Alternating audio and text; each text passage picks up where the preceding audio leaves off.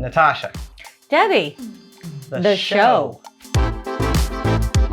We know you said it with us. We hope you said it with us.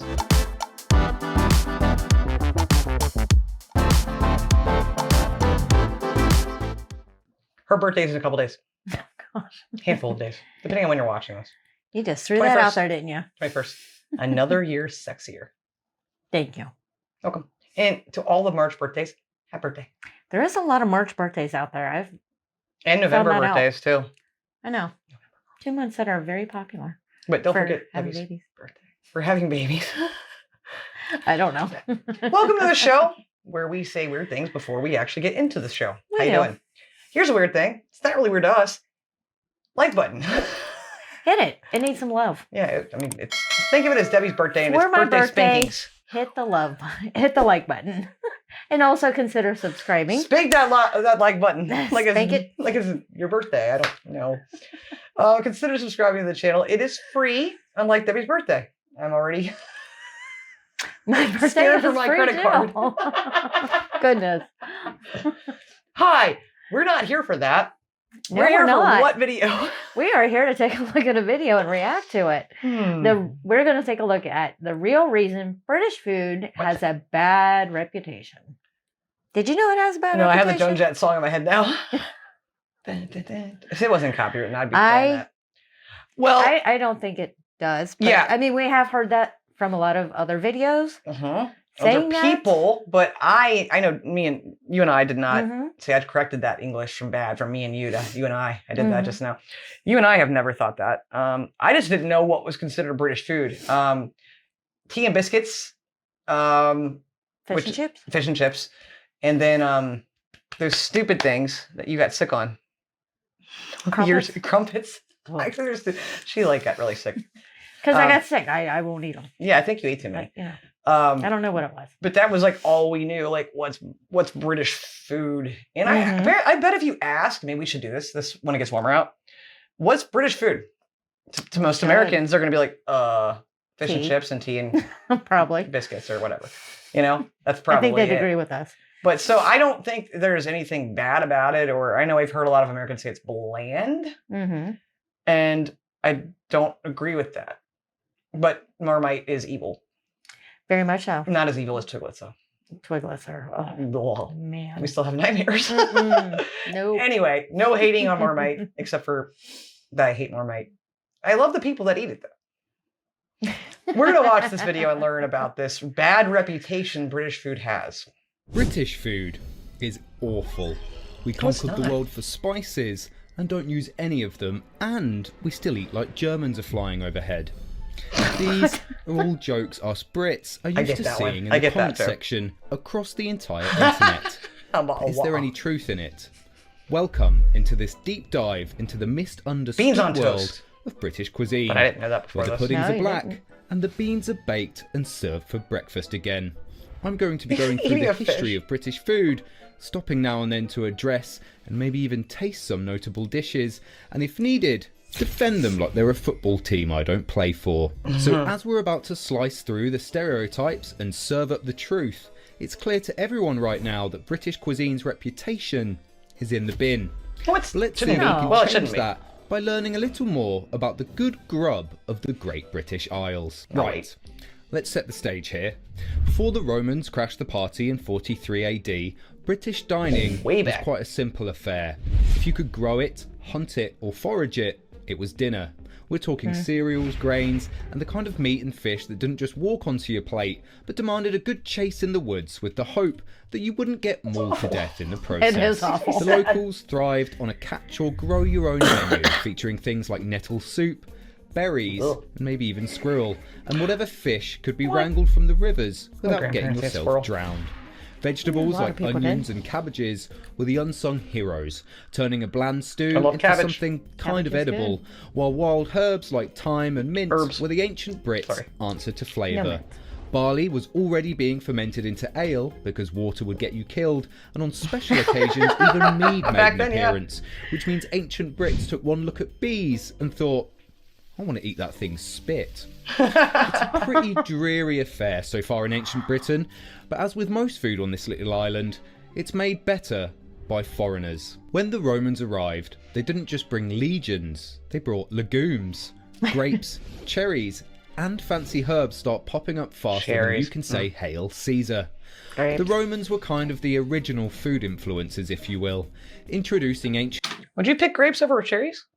I would. No. I would. Cherries or grapes if you had to pick one. Grapes. If you had to leave one in a burning building, which one would you rescue? The cherries or the grapes? Cherries. Grapes. Grapes? Nah. Brits to the exotic world of things like black pudding. Black pudding is a combination of suet, fat, grain or cereal, onion, seasoning, some blood. and cow or pig's blood. Yeah, see, I mean, you have me. Until you add the blood. Until you add the blood in there. It's like, I mean, why? why can't you just leave that out? That just does not look tasty to me. No. Actually, that kind of looks like a chocolate lava cake right there.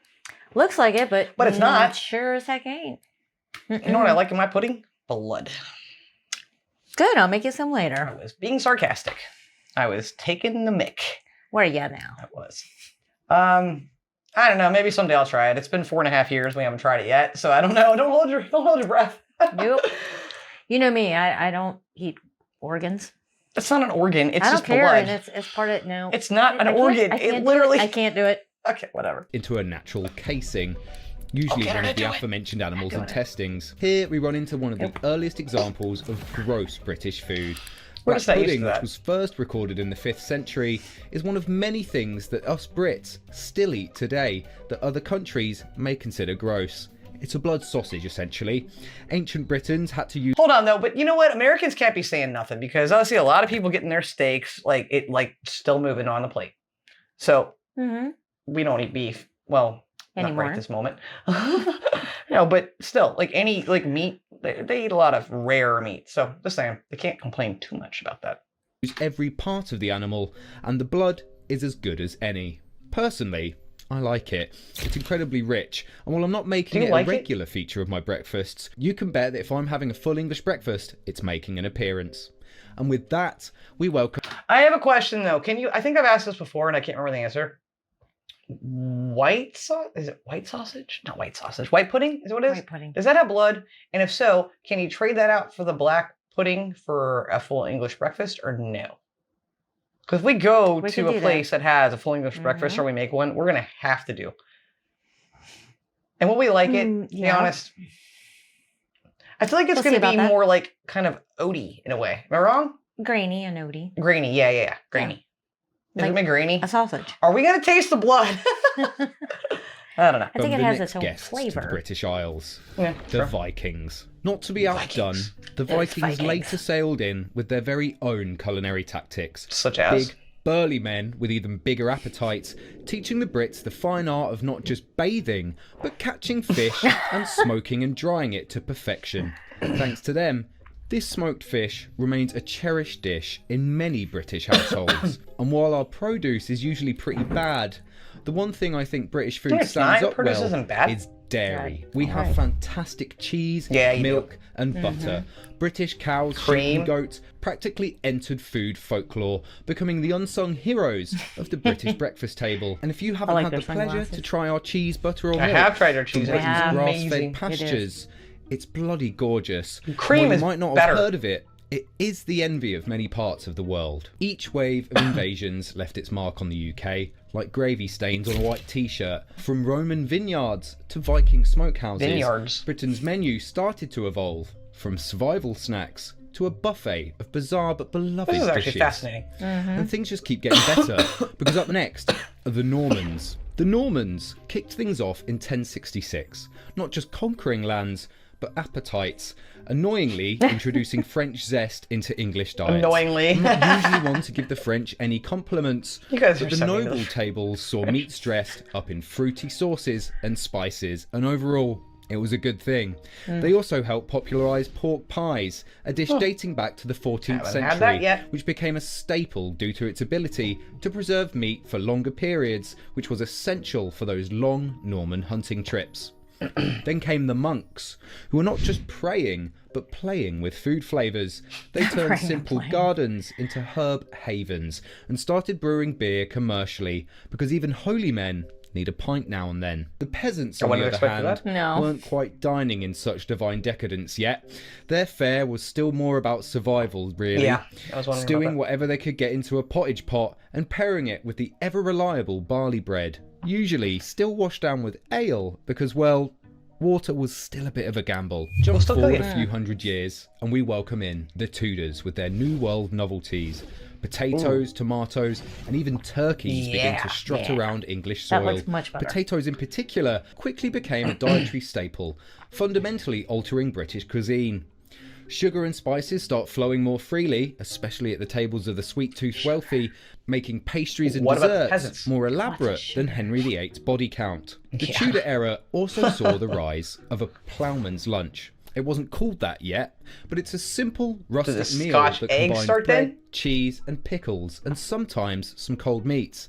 Essentially, a working man's picnic. While it did become more formally recognised and marketed later, its roots trace back to this era. didn't know that. Spices such as pepper, cinnamon and cloves began to permeate British cuisine through colonial... We really should have had a snack before this. I know, I'm hungry too. video. It's making me hungry. I'm glad the microphone doesn't pick up my growling stomach. Right? Does it? trade routes, significantly altering the flavour profiles of most British food. Treacle tart, which was first mentioned in the We've 19th heard of this. century, We've not had it. its origins No, we to this haven't had influx of treacle sugar, becoming a good? quintessential British dessert. What is treacle? Welsh rarebit also emerged during this time. It's essentially a posh cheese on toast that We've had became that. a popular snack. Its origins trace back to the 18th century, where it was a comforting and quick meal for the working class. The British Empire. I don't know what that accent By was. the time Sorry. we get to Queen Victoria, railways were revolutionising Well, we've food jumped a lot. transport, making it possible to enjoy Scottish salmon or Cornish cream at the same speed as a bad internet meme spreading. Game meats like venison and pheasant become symbols of social status. I've had And venison, were no featured pheasant. prominently in feasts and banquets. And with the rise of the middle class, there was a new demand for richer, more varied diets. This included the introduction of French cuisine techniques and foods such as jelly and custard, which still remain Jelly. a classic flavour combo to this day. Jello. Beef Wellington also becomes popular during That this looks time. good. See, and that was popular here in the 50s and 60s, I believe. Because I remember seeing it, like hearing about it in movies and stuff. But I'm like, it just sounds like a rich people's And a thing. lot of cookbooks. Yeah, and we don't have that now. I mean, you can go to some restaurants. We saw it somewhere once. Yeah, I think some restaurants will still serve it, but it's Not- not in the home. No. Not common. And it's very expensive. Named after the Duke of Wellington following his victory at Waterloo in not know 1815. This luxurious dish is a prime example of how British cuisine began to incorporate elements of French cooking, What is it again? reflecting the opulence of the time. Yorkshire Kind of pudding breading? also made its Oh. debut in this period. Love 'em. Originally served as a first course to fill up diners before the main meat dish, Oh, it's really? made from a simple batter Smart. of eggs, flour and milk. And if you didn't know, Debbie is a professional Yorkshire pudding maker. So my question is this: how many of you use it, Yorkshire puddings, aside with your Sunday roast and things like that, to put in like jam? We started incorporating it a few years back for our Thanksgiving meals, and I think it was Debbie's nephew that put the sweet potatoes inside his, he and was I'm putting like, sweet I want to potatoes try in that, it. and I'm like, that's good. I do like them with gravy and other things and stuff, Mhm. but oh my gosh, more Americans need to know Yes. about them because they're so easy to make. They are very easy. I don't Yeah. know why they're Everyone not ha- made more around Everyone here. has those ingredients in their Yeah, house. so easy. It became a beloved part of the British Sunday roast, As it a should meal be. that remains at the heart of British family life to this day. Wait, that's a big one. That The is. Victorian era also popularised fish and chips. Bless you. Originally brought in by Jewish immigrants, Look at it those becomes a mushy peas. working class staple. There was mushy But peas? Originally There was? brought in by Aw. Jewish immigrants. I'm starving. Thank you, Jewish immigrants. Look at that. That does look good. We are hungry. And this is making us hungrier. This is ticking me off. We're filming this late at night, so it's 10 after 10 p.m. yeah. Ain't much no open. place to go out to eat. No, but we could. I have a can of mushy peas left. We do have a can. We don't eat fish. We'll It scrounge becomes together. a working class staple, and by the mid 19th century, the Love it. combination of fried fish and potatoes was both cheap and filling, making And it amazing. an instant hit. This dish remains a symbol of British food. But it's- Shepherd's pie, with its origins in the late 18th century, became a comfort dish and was also That's pretty true. handy People would know that for one, using too. up whatever leftover roast meat you had. I don't know if they it's know essentially a British. minced meat pie topped with mashed potatoes and baked to a golden perfection. Cottage pie a is dish that Irish? represents the resourcefulness of British cooking during times of scarcity. And we also So in America, though, shepherd's pie is always sold as beef. Is it correct that it would actually be lamb if it's true shepherd's pie? I Let can me- never remember which one's which. What do you mean? Cottage pie and shepherd's pie. One Well, is I'm just beef, saying in one's lamb. America, every shepherd's pie you get is always It's- beef. Yes. Yeah. Cottage pie, I can't remember what the difference is with that. Lamb. Oh, crap. I think that's beef, isn't it? One's lamb, one's beef. But Yeah, I I can think- never remember which is which. We get the Scotch egg during the Georgian era around That looks overcooked. 1738. It's invented as a portable snack for travellers. We've had this those. hearty snack Oh, became a popular item. Way too many and of its those. That looks influence better. continues to the present day. So yummy. Eton mess is also a dessert We've born had that. in the 19th That century Did at we? Eton College, No. No. which combines strawberry, meringue. Sorry. What do we have that looked just like We that, could though? definitely have that. I can't Trifle. remember. We had trifle. Yeah. What's the difference? Trifle has the cake in it. Oh. Is that the only difference? Just the cake and the non-cake? I think so. Well, then give me The that big one. difference. And whipped cream into a delightfully Our whipped messy cream treat sucks that in became America. synonymous with British summer. Now we get to something quite big. Tea. Tea is Britain's liquid pride. When the government slashed tea taxes, it was like a national tea party. From duchesses to dock workers, Don't say tea party everyone in was America. sipping the steep delight, because there is nothing like a hot cup of colonial conquest to brighten your I'm afternoon. gonna keep my coffee. Sorry. Tea but I am. is still an iconic thing in British culture. Not everyone drinks it nowadays, but everyone's got a plug-in kettle, which the National Electric Grid has to compensate for at specific times in the day due to Oh, really? everyone switching it on. I was wondering and about making a that. nice cuppa. Shortly after, canned food bursts onto the scene, changing the British plate forever. Quality, optional. Convenience, Yeah. though, mandatory. Suddenly, dinner was just a can opener away. And with this came one of the Here most too. insulted dishes in British culture, baked beans. Now, I've already covered this in a cheeky little short, but one of the most hated and bizarre British breakfast staples has a very interesting origin story. It is strange to us. There It is a is different. potential twisted story that might fill you with shame or anger. Because Shame? the ever so British baked bean was reportedly invented by an American and just marketed to us. Oh, Eee, don't hate us. We didn't do it. we didn't say it. He I said mean- it. He said it. He said it. We'll go into that. So I will tell you that I've only had the British baked beans once when we did like one of our first videos on toast. I'm not a fan because it's so different from our baked beans that we eat, which are more like a Usually brown sweeter. sugar cinnamon Sweeter. that we have like during the summer, like at barbecues or family reunions and things. And we don't have them on anything. They're just they're separate side item next to other stuff. Yeah. Whereas that's tomato sauce, and that threw me off. I didn't expect that. Yeah, the more tomato sauce is definitely different. Yes. I want to hear more about this American. Bean was reportedly invented by an American and just marketed to us Brits. It's believed baked beans were first canned around the 1860s, but it was the Pennsylvania-based H.G. Heinz Company, founded by Henry Heinz, Yeah, Heinz that is started American. mass production of tin baked beans in 1895. The company started producing the cans in Pittsburgh, but became a British not favourite. far from here. As we get closer to modern day, Interesting. British cuisine evolved from a melee of medieval meats to a structured symphony of starters, mains, and desserts. Each era layering its own unique is flavours into the fascinating. hearty, It is, I like sprawling the history. banquet that is British food history. The phrase Brits still eat like Germans are flying overhead was mentioned earlier, and a lot of what happened to British eating habits during this period is where I think most people are stuck in their ways. World War I brought rationing, with sugar, meat and butter becoming more precious than a sunny day in London. Victory gardens popped That was up, a good one. and people are encouraged to plant and grow their own food, which worked at the time because unlike today, more people had gardens. The years between the Yeah. world wars provided a brief respite, allowing British cuisine to recover slightly. However, the economic sketchy. difficulties of the 20s and He the does. 30s meant that many of the lessons in frugality and self-sufficiency from World War I were still retained. And while Hitler was popping stimulants and invading Europe, World War II took culinary austerity to new heights, or lows, depending on your taste buds. During World War II, rationing became even more severe. Walton pie, a vegetable pie with literally whatever is available at the time, became a staple. And the refrigerated ships previously used to transport imported goods were now being used for the war effort. So British people got used to making whatever they could with whatever they could get their hands on. Mock banana, which is a dessert made of boiled and mashed parsnips mixed with sugar and a bit of banana essence, was one such inventive creation. I will try that. Jellied eel, however, rose to infamy during this time. Okay, we talked about this. Why is it moving? Sorry, I don't know. Still look at it. We talked about this in an episode. It was brought up. And so many people said this is like a London thing only. Or was that Stargazy pie? It was both, I think.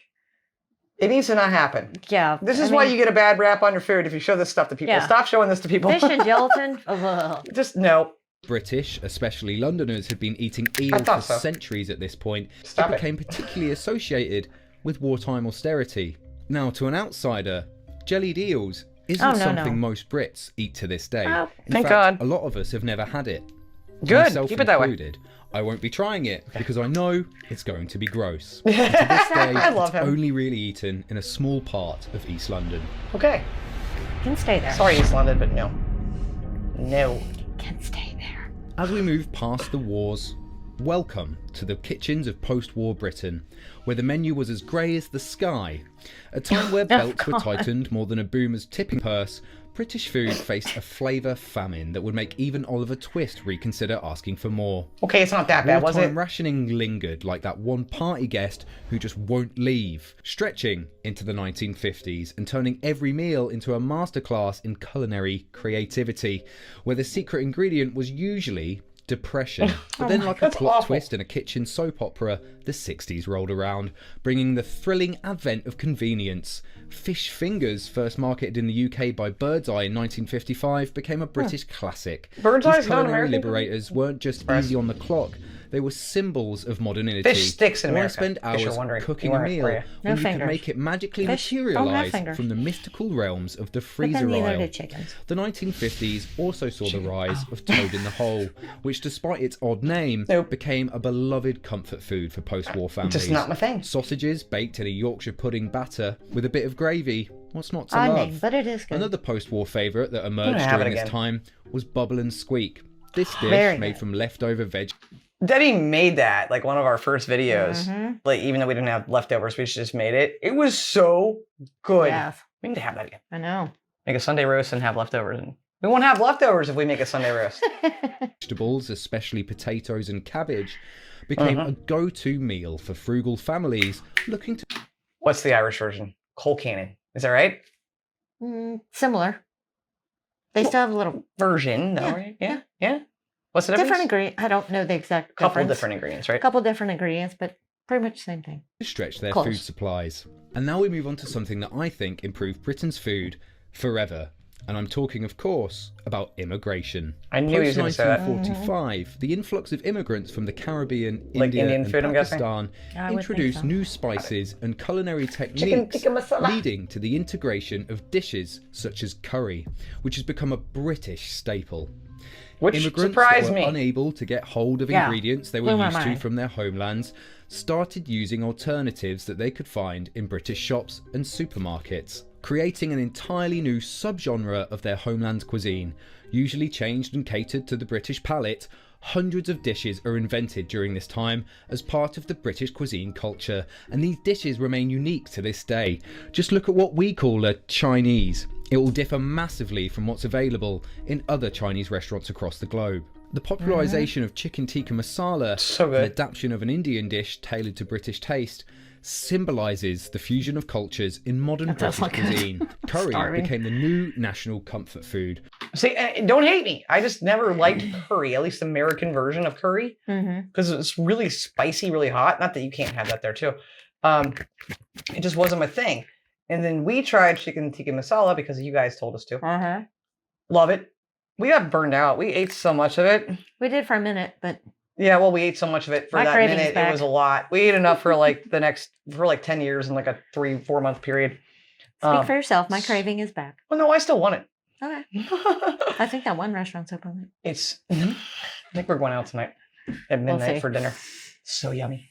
with chicken tikka masala leading the charge as our new national dish. Because nothing says British like spicing up an Indian dish until it's almost unrecognisable. Britain now has a plethora of curry houses, and going to one is still a national pastime.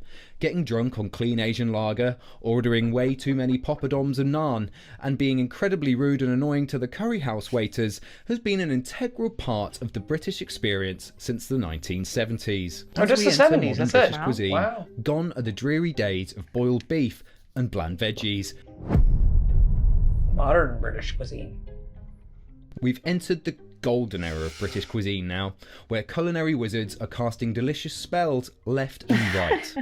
Leading the charge in this delicious revolution are celebrity chefs, who during the late 90s and early 2000s become household names.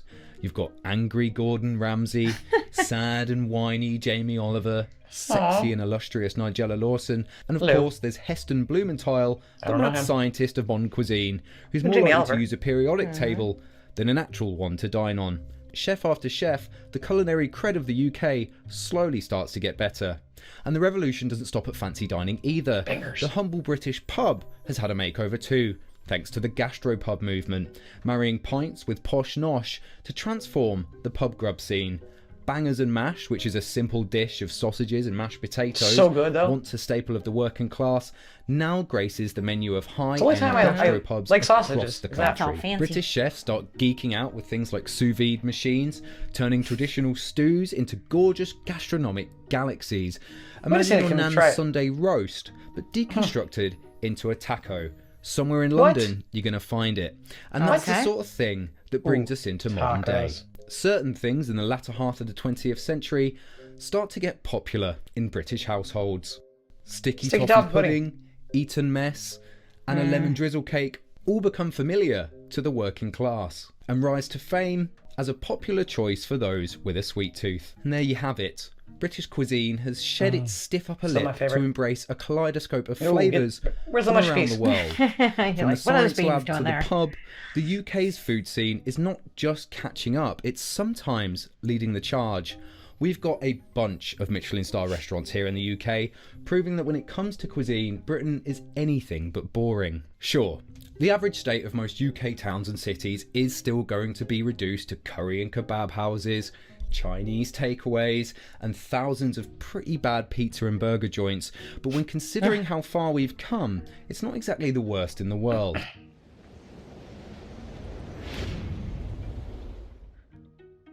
So as we wrap up our culinary voyage across the British Isles, we've feasted on not just food, but on stories. A veritable buffet of history, culture, and mouth-watering innovation. From Roman grapes to Victorian gruel, British cuisine has weathered invasions and industrial revolutions, each era sprinkling its own bit of spice on the collective culinary pot. This isn't just food, it's history on a plate. So the next time your stomach rumbles, why not let British flavours answer the call? From the humble Cornish pasty to the splendour of a simple Scotch egg, there is a dish ready to challenge every preconception. I thought that was incredibly fascinating, actually. The history of all that, and like how many things like came from like 1066 or whatever, you know, and still around. It's like actually really cool. Right, to have those dishes still. Yeah. And then, you know, changing them a little bit, right? But here's my thing. Here's why I think if, in fact, it is, a very big deal that British food gets a bad rap. It's because a lot of people don't know, like we said at the beginning, what a lot of British foods are. We didn't know. And yet also getting them into other places, you know, and getting them in correctly. Like I was saying at one point when I paused the video, we have quite a few British pubs here, and we have this one that's Scottish, and there isn't one Scottish item on the menu. No. Not one. No. They don't even sell iron brew. That's weird. You would think they would. Come on, right? Right. But yeah, the British pubs, we went to that one place, and it was supposed to be this British food, you know, whatever. And the fish and chips were horrendous. It was just so bad. Some of them have been awful. The batter was this thick, and there was like this much of the fish in there. Yeah, that was a bad one. The chips were like shoestring French fries too, and they weren't even chips. Good. If we could just get like authentic British cuisine here, that'd be different. And there is a restaurant not terribly far from us that we've been thinking about going to and trying for over a year and a half now, and would like to film We that. gotta get up there. Let us know if you'd like us to do that. And this guy that owns this, he's from the UK. I can't remember where in England he's from. But it's been a while since we talked to him, but I think it'd be great to go up there. yeah. They even do the afternoon teas on the weekends. Yeah, they do. Which would be nice to do too. So let us know if you want us to film that and share it with you. And let us know, what is your favorite British dish? And here's a question for you. If you could have a British dish go to all countries that you think everyone would love, what would that be? Good question. But don't make it something simple, like, chicken tikka masala or fish and chips. Let us know in the comments. And hey guys, if you like this episode, please hit that like button and consider subscribing to the channel. I always love learning about food. We got another food video coming up, I think, next weekend. Debbie's birthday! I'm hungry. Debbie's birthday's coming up next weekend. And thank you in advance for the happy birthdays. And thank you for watching. We'll see you on the next episode. And until then, and as always, please love like jazz. Be as strong as Tyson. Bye. Bye.